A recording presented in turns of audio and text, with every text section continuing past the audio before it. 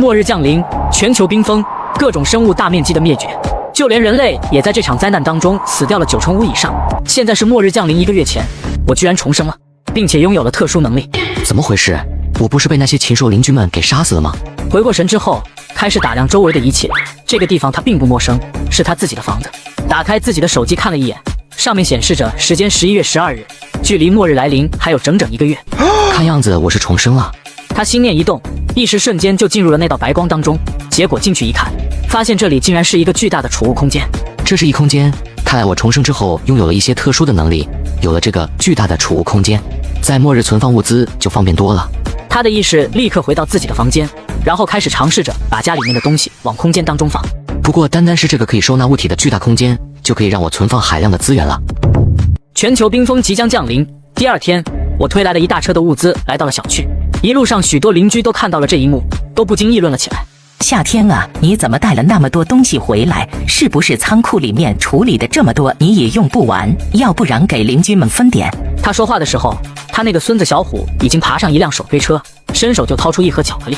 别看他人小，但是眼睛歹毒得很。那一盒进口巧克力超市里卖200多，夏天二话不说，劈手就把东西抢了回来。不好意思啊，这些东西我自己留着吃呢。你怎么这么小气，连小孩子的东西都抢？你这个坏蛋，快把巧克力还给我，要不然我打死你！再说一句，我扇你个嘴！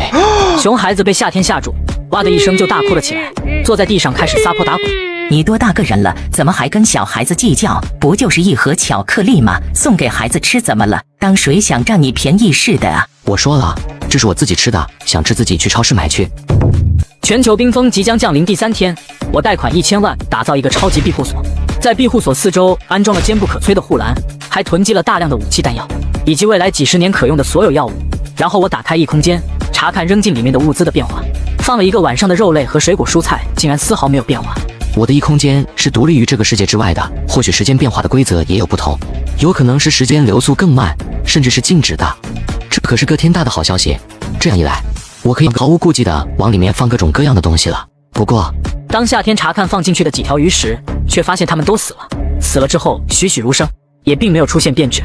活物无法放进去，或者说放进去之后也不能长时间生存。看样子我自己住进去的想法不太实际了。全球冰封即将降临，第4天，我打算预定500桌饭菜储存到自己的空间，然后向酒店打去了电话。您好，这里是鸿福大酒店，请问有什么可以帮到您的吗？我家里面要邀请客人大摆3天3夜的流水席，所以需要预定500桌饭菜。请您稍等，我去请示一下我们经理。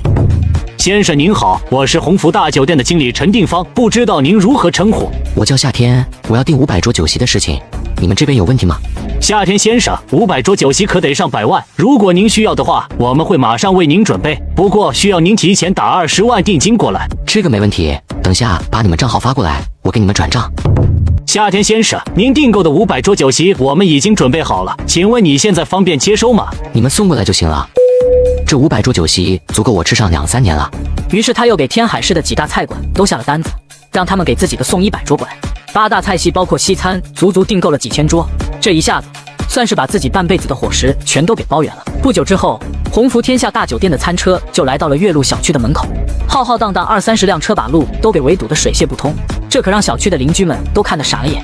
你们是干什么的？酒店经理说明了情况，不过保安大叔还是坚持要让业主过来才能给开门。大叔，这些是给我送餐的，让他们进来吧。送餐的？你吃的什么东西要几10辆车来送？好家伙，这最起码得有几百桌吧？他打算往哪放啊？难不成夏天家里面有什么事要摆酒席？他会不会是要结婚了？但是几百桌也太吓人了吧？你看清楚了，那可是鸿福天下5星级大酒店，在那里订了几百桌，少说也得100来万。我的妈呀，一顿酒席就能花上100来万，夏天真是深藏不露。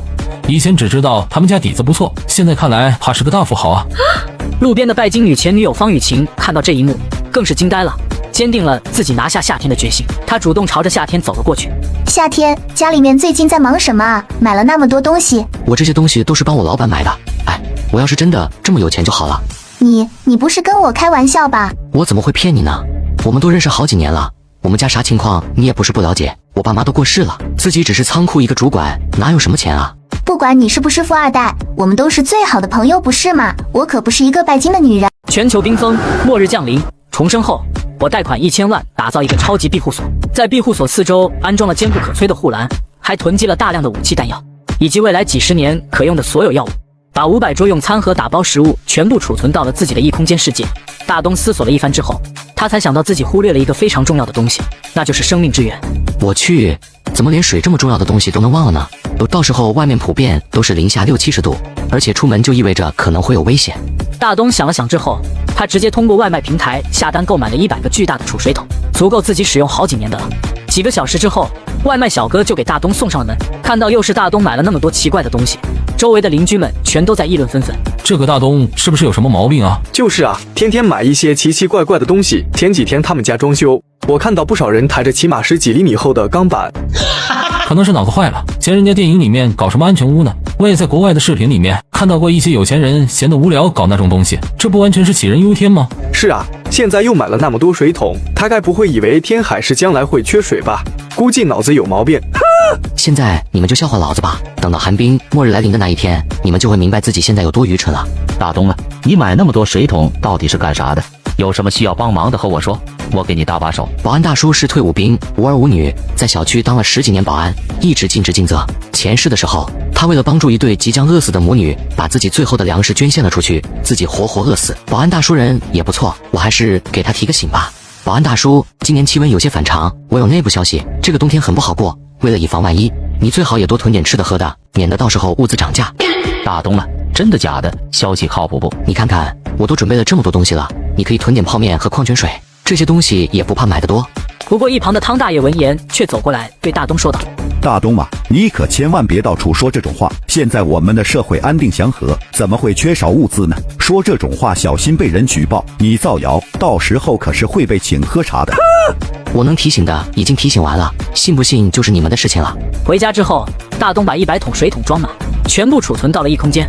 就这样，时间一天一天过去，很快就过去了20多天，距离末日来临不远了。他决定对沃尔玛的那座巨型仓库下手，只要拿下这座仓库，他就可以获得自己10辈子都使用不完的海量物资。大东决定采用最为简单粗暴的方法，那就是在值班人员喝的茶水当中加入安眠药。由于这些人都是大东的老熟人，所以大东很轻易的就得手了。等到药效发作之后，他们沉沉睡去。做完这一切之后，大东来到了沃尔玛超市仓库，这里存放着上1吨的矿泉水、饮料、酒水，各种各样的东西，一股脑的全都装进了自己的仓库之中。就这样，很快把整个沃尔玛超市仓库搬空了。主管，大事不好了，出大事了，快醒醒啊！怎么了？什么是慌慌张张的？见鬼了，我们的仓库竟然被人给搬空了！大东他装作做样的来到仓库，理所当然的看到了空空如也的场面。这到底发生了什么？怎么仓库里那么多物资全都不见了？是啊，这仓库里面的物资起码价值上100亿，就算是用大卡车来拉，也得好几天才能拉完。怎么一眨眼的功夫全都没了？对于刚刚睡觉的事情，他们却是闭口不提。毕竟大家值夜班，晚上偷个懒睡会儿叫是常有的事情。这件事情太离奇了，咱们解决不了，还是打电话通知上面的人吧。大家伙虽然心里面很紧张，却也没有太过害怕，因为事情闹得大，他们反而没有多大的责任。大家伙纷纷点头同意下来。大东立刻打电话给仓库的经理，通知这件事情。经理听到消息之后，整个人都吓傻了，甚至还以为大东是在同他开玩笑，而他还假装什么都不知道。价值上100亿的物资全都进入了他的异空间之内。终于，12月12日这一天还是到来了。仅仅几分钟之后，外面的天空竟然开始飘起了密密麻麻的雪花，窗外的风开始呼啸了起来，屋外的雪仿佛就在一瞬之间变得恐怖了起来。整座城市的上空突如其来的出现了漫天的大雪。大东看了一眼室内温度已经达到了32.6度，再看一眼外面，铺天盖地的雪花已经将整座城市都给淹没。大东的心中安稳了不少。就在这个时候，大东的拜金前女友方雨晴打来了电话。我们都分手了，还打我电话干嘛？大东，今天外面好冷啊，你之前囤物资是不是提前知道会大降温？我也是听朋友随口提到的，不过没想到降温降得这么厉害啊！怪不得你囤了那么多东西。大东，你也真是的，这种事情都不提前跟我说一下，害得我被冻到了。还有什么事吗？没事，我就挂电话了。别啊，大东，外面好大的雪，我没有办法出去。你不是买了很多吃的吗？能不能先借我一些，等到雪再过去了，我会还你的。前世我就是被这个白莲花迷惑，把家里的吃的给了他很多，到了最后他竟然把我害死了，还要挖掉我的肋骨熬汤喝。这样的女人，我现在只想好好的戏弄她，然后看着她如何凄惨的死去。你早说呀，我家里囤的东西都吃得差不多了。你瞧今天早上刚煎的牛排，大东说完之后，还对着桌上的牛排红酒来了一张自拍，发给了他看。真好啊，人家也想吃牛排喝红酒呢。他觉得自己的暗示已经非常明显了，按照大东以前的性格，此时肯定会主动给他送来牛排跟红酒。还拿我当过去的舔狗呢，想吃就去超市买。大东，你真不是个男人，给你这么好的机会，你都不知道过来表现一下。全球冰封末日降临，重生后我贷款1000万打造一个超级庇护所，还把100亿物资的沃尔玛超市仓库搬空了。此时菜市场的菜价疯狂涨价，一颗白菜买到了100块的价格。此时的小区居委会林大妈已经把业主召集了起来，严肃地说道：大家不要着急，不过是突然的降温而已，最多2-3天就过去了，千万不要去哄抢物资，要相信我们的官方，我们居委会也会帮大家想办法度过这场雪灾，请大家服从命令，听指挥，不要给官方惹麻烦。这么大的雪，不知道什么时候才能停，我们现在出门都麻烦，家里面不囤点物资能行吗？就是啊，要不然出门去买点菜回来吧，这几天菜价又要涨疯了，你看现在白菜都100块钱一颗了。你们这是在干嘛？这不是在给我们添乱吗？现在的白菜都100块一颗了，哄抢物资只会导致物价变贵，到时候大家都要吃高价菜，谁要是敢去囤积物资，被我发现的话，别怪我向上面举报他扰乱民心。这居委会林大妈也真是的，不让我们去囤物资，要我们在这里白白等死吗？大东啊，之前你就在家里面囤了不少东西，现在雪灾严重，你更不能当这个反面教材。这几天老老实实待在家里，要是再让我发现你出去买东西，可别怪林大妈不讲情面。林大妈，这场雪灾会持续多久谁也不知道，万一时间很长，到时候大家没有吃的，你可以负这个责任吗？是啊，你不让我们囤物资，到时候缺吃的少喝的，你能负担得起这个责任吗？林大妈见到众人都站出来反驳，她此时内心慌的一批，同时她心里面更加痛恨大东了，竟然在业主面前公然反驳他，这不是不给他面子吗？你们放心，这件事情我们居委会可以很负责地告诉大家，物资是不会缺少的，雪灾也会很快的过去。还有你大东，不要在这种时候煽动人心，你这样可是违法乱纪的行为。哎呦喂，这么大一顶高帽子，我可是戴不起。放心好了，外面那么冷，叫我出去我都不出去，你们随意。这个大东真是不知天高地厚，回头想个办法，找个机会搞他一下。林大妈是一个记仇的人，一大早就召集了一批人，一定没有什么好事。大东啊，现在外面的道路都被大雪给封住了，你等下带一些人出去帮忙扫雪。一看这林大妈就没安好心，绝对是在针对我。3米深的大雪，靠人力想要扫除，几乎是天方夜谭。这么冷的天气，出去一会儿就冻成冰棍了，就算扫雪也是等到雪停了再说。对啊，外面零下70多度，出去一会儿估计就得冻伤。我们这里又不是东北，压根就没有什么像样的御寒设备，怎么出得去？你们这是什么态度？那扫雪又不是为了我，还不是为了大家吗？你们都是年轻力壮的小伙子，遇到灾难不主动出手为人民服务，都想着逃避，怎么行？大东，我以居委会的名义命令你，必须要出去扫雪。现在是危难时刻，我们一定要团结起来，听从组织的指挥。谁要是敢带头反对我，那就是反对居委会的领导。等到雪灾结束之后，一定会被组织清算。林大妈说的对啊，既然是为了大家，你们居委会的人应该带头出去扫雪才对。而且要说年轻力壮，咱们小区里面那么多人，你为什么只喊了我们几个？是不是觉得我们好欺负啊？那些社会人和富二代也不见你艾特一句，怎么遇到他们你就屁都不会放了？就是找的全都是老实人，怎么不去找陈正豪和徐浩那几个土豪啊？扫雪是公共服务，为了大家着想，某些人就斤斤计较那么点小事，一点都没有奉献精神。这样的人简直就是我们小区的害群之马。你不想干就不干呗，有的是人干，大家的觉悟可比你高多了。还有，我不是对某些人搞特殊，只是没必要一个个艾特罢了。希望你们弄清楚，不要自污啊！哟呵，林大妈这么有种啊！你那么有本事，去叫陈正豪和徐浩过来扫雪啊！林大妈拿他们也没办法，她只好打了电话过去，而且还客客气气。你好，我是居委会的林大妈，希望你可以带上工具一起出去扫雪。扫雪？扫你个头啊！是不是瞎？没看到外面还下着那么大的雪吗？脑子是不是有病？有病去医院看看去，别在这里狗叫，再打电话艾特老子，老子弄死你信不信啊？那边挂断电话后，林大妈又找另一个土豪打去了电话。你好，我是居委会的林大妈，希望你可以带上工具一起出去扫雪。老子每个月都交物业费，是白交的吗？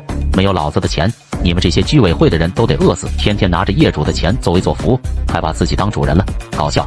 我能有今天，靠的是父母和家族的能量，跟你们这些穷逼能一样吗？要扫雪的赶快呀，你们还得出去挣饭钱呢，扫完了雪我才好离开这个鬼地方。林大妈的话也成了狗屁，没有人搭理了。林大妈简直气死了，她心里面却没有生陈正豪和许浩的气，而是生大东的气，都是大东这个搅屎棍坏了她的好事，非常愤怒地对大东说道：大东，你是不是存心跟我过不去？你说说你到底想干什么？我让大家出去扫雪，是不是每个人都需要出门？这下子好了，大家都不干了，难道我们就要一直封在家里头？你少给我装蒜，自己欺软怕硬的东西还在这里狗叫是吗？被人家骂的屁都不敢放一个，到我这来找存在感了是吗？告诉你，你爷爷不是好欺负的，再给我狗叫，小心我弄死你啊！大东把林大妈的性格拿捏得死死的，欺软怕硬的东西了。果然，大东说出了这一番狠话之后，也让林大妈吓得胆战心惊。林大妈脑海里想到以后自己靠着居委会的身份刁难大东，比如说发生活物资的时候故意拖着大东，又或者有什么好的社区活动不告诉大东。她脑补着大东那时候悔恨的模样，甚至觉得大东会过来求她。现在还是别激怒他了，等着以后我有的是办法让你过不好，早晚有你来求我的那一天。现在我就不跟你一般见识了。全球冰封末日降临，城市停水停电，陷入一片黑暗当中，食物和水都在不断的变少，甚至一包方便面买到了100万的天价。而大东早就提前打开了2台静音发电机，开始发电为房间供能。做完这些之后，大东打开手机，已经看到小区业主群炸开了锅。你们家有电吗？我们家没电了，而且自来水也停了，这到底是怎么回事？我们家也是没水没电，那么冷的天气，空调彻底不能用，也没办法用取暖器，这日子可怎么过？官方这个时候怎么不出来管一管了？再继续这样子下去，恐怕是要冻死人的。这个时候，小区业主一个个纷纷的打电话问候起来了林大妈。林大妈，之前你不是说没事的吗？我就是听信了你的话，才没有出去买物资，现在怎么解决？上面到底什么时候过来救我们？你说句话啊！林大妈面对邻居们的质问，心里面也是一片焦急与恐慌。此时她的内心比邻居们更加的害怕。业主们还不清楚上面要怎么救他们，可是林大妈通过居委会已经接到电话，提前得到了一些消息。林大妈，现在全世界都在下暴雪，据说是数十万年难得一遇的雪灾，可能我们迎来了又一场生物大灭绝，也就是末世。官方虽然在尽力支撑，但是我国10几亿人口根本不可能顾得过来，国内几大重点城市都已经沦陷了，接下来想要活着，咱们只能靠自己，一定要多囤物资，尤其是食物和取暖的能源。林大妈听到领导说的话后被吓得不轻，也不知如何向各位业主如何交代。这个时候，林大妈的孙子小虎问道：奶奶，外面怎么那么冷啊？妈妈什么时候回来？小虎，没事的，再过一阵子爸爸和妈妈就会回来。林大妈安慰了一番小虎之后，拿起手机开始在业主群里面发话，只不过都是林大妈忽悠小区业主的理由罢了。各位，灾难只是暂时的，外面天气太过寒冷，断水和断电并不奇怪，放心，已经有工作人员在进行抢修了，官方已经下达了通知，在这种非常时候，所以从现在开始，居委会将会收集每一家每一户手头的物资，然后进行统一分配。大东拿着手机，好整以暇地看着手机里林大妈的消息。上一世林大妈就是用这种卑鄙的方式从别人手里骗走了不少物资，我就等着你们狗咬狗吧。我曾经就亲眼看见一个女人为了一包泡面，亲手把自己的丈夫给砸死了。林大妈开始挨家挨户的收集物资，总会有一些胆小的因为畏惧而听从林大妈的话，把物资给了她。终于有一些人被逼急了，开始问候起来林大妈。林大妈，现在大雪封门，根本没办法出去，各家各户的东西自己都不够吃，你还要收集起来统一分配，这像话吗？大家日子都不好过，有点吃的不容易，你还要没收，这就过分了吧？我说过了，现在是非常时刻，当然要用非常的手段，雪灾很快就会过去的，你们不用担心，只是让大家把物资重新分配一下而已。这种时候，许多人家都没有吃的，你们就那么自私吗？你不为自己的邻居们多想想？有些人家里面囤了物资，那就自然有些人家里缺少物资，所以家里缺少物资的人自然就站出来支持林大妈。就是啊，大家都是邻居，这种时候互相帮助一下怎么了？不就是一些吃的喝的吗？平日里大家又不是买不起，也就是这2天情况特殊罢了。林大妈见这边的物资要不到，转头打电话找起了大东。大东啊，你在仓库那边工作，平日里家里肯定放着不少吃的喝的，对吧？我还记得上次你可是买了一大车的东西呢，现在大家遇到了麻烦，到了你发挥精神的时候了。你放心，等到雪灾一过去，我们肯定会还给你，大家还会念你的好。上一世他错过了雪灾的严重程度，我想着能够卖给邻居们一个大人情，所以就把自己囤积的物资拿出去了一些。可是结果呢？他非但没有感激我，反而是让人以为我家中还有大量的物资被他们破门杀死，让人当做了口粮。可以说自己上一世的死，这个姓林的老女人也脱不了干系。那可太好了，我们家东西也吃完了。林大妈，你到时候收集到了物资，麻烦也分我一点。你骗谁呢？你们家里肯定囤了不少东西，在仓库干了那么多年，我就不信你手脚干净听话。这是上面的意思，把家里的东西都给大妈送过来，起个带头作用。我真没骗你，我家里啥都吃完了，这年头地主家也没有余粮啊。林大妈，你送我几包泡面吧。作为居委会的成员，你得起带头作用，发挥下精神啊。大东跟你好好说话不行了是吧？你以为我是以个人的名义在和你说话吗？我是在代表组织，你拒不交出手里的物资，就是和组织对抗，回头我一定会处理你。还代表组织？你真拿着鸡毛当硬件啊？不过就是一个居委会的干事，别说公务员了，你连个事业编都不是，平日里轰轰那些老头老太太也就得了，还在这里跟我装大半蒜，你有本事随便使我在家里等着你。全球冰封，末日降临，食物和水在一天天不断变少，甚至有一些人为了一口吃的出卖自己的身体，更是有人花1000万买一块面包。食物变得非常稀缺，开始大打出手，抢起了物资。老东西，让你哄骗邻居们的物资，老子今天要替天行道。林大妈被打得倒在地上，脑袋发晕，半天说不出话来。给我搜这屋子所有吃的喝的，咱们都拿走，这都是邻居们辛辛苦苦攒下来的，可不能便宜他了。很快的就从林大妈家里翻找出来一大堆的泡面、面包和饼干、矿泉水。你们不能把东西都拿走，那还有我们家自己囤的东西，你们都拿走了，我和我孙子还怎么活？关老子屁事，给我滚啊！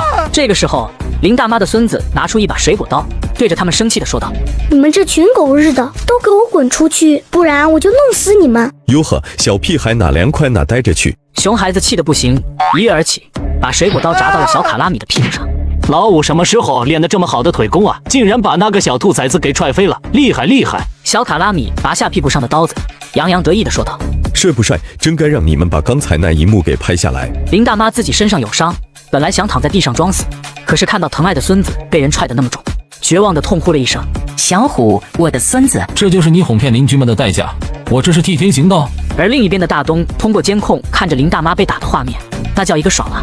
只可惜跟我没有多大关系，看着他们打生打死，为了一点物资玩命，我却只能在家里躺平过日子，真无聊。随后大东就把拍摄到的这段视频发到了业主群里。大骗子，活该！豪哥威武啊！对付这种人就该用雷霆手段，这就是骗子的代价。偷鸡不成蚀把米，真是笑死人了！不愧是社会大哥，就是有正义感。要不是有豪哥，咱们对他这种无耻败类真是一点办法都没有啊！不过林大妈孙子被陈正豪手下狠狠地踹了一脚，6岁的孩子被这么踹上一脚，根本承受不住，内脏都出了问题。林大妈绝望之下，只能够在业主群里面求救，希望有人可以帮忙救救她的孙子。不过由于她之前骗取物资的事情，让大家对她都特别反感，根本没有人愿意帮助她。千错万错都是我的错，只要你们能救我孙子，我给你们磕头都行的。业主们却没有人同情她，反而是有人嘲讽起来。谁知道这一次又是真的假的？再说了，我们又不是医生，没有那个能力帮你们。要不是你自己骗大家物资在先，豪哥会打你孙子吗？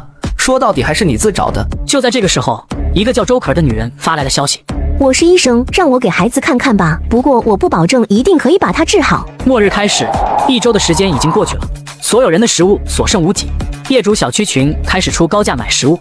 谁家里还有吃的吗？我和孩子已经2天没吃饭了，我可以高价买。我家里还有几块面包，需要的话可以卖给你，不过1块面包我要100万。就在这个时候，富二代许浩拿着手机对群里说道：我出1000万买1块面包，你们家有多少我全都要了。富二代林浩的一番话，直接让整个聊天群里炸开了锅。趁着聊天群炸锅的空隙，我给各位美女靓仔推荐一款特别好吃的追剧刷视频小零食。什么？1块面包1000万？